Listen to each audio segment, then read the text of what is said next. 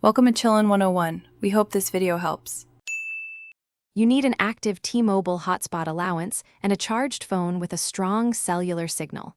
First, open Settings and navigate to Mobile Hotspot or Hotspot and Tethering. Once there, toggle the hotspot on. You'll see a notification and the default network name. Make sure you note the SSID shown on screen and the temporary password. You'll change it shortly for security. While doing this, keep an eye on data usage alerts so you don't hit limits unexpectedly. Now customize the hotspot so devices connect reliably. Tap Hotspot Settings, rename the SSID to something recognizable and limitable. Then set a strong WPA2 or WPA3 password, 8 characters minimum, use letters and numbers. This prevents freeloaders. Choose 4 GHz for range or 5 GHz for speed depending on your devices, and set a reasonable client limit to avoid slowdowns.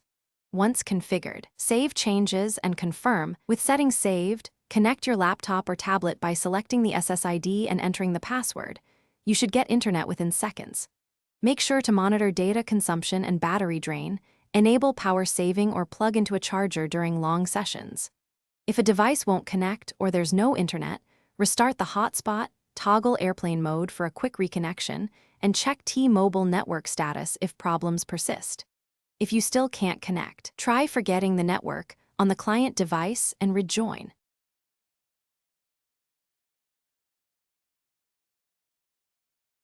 Thanks for watching. Consider subscribing if we helped you.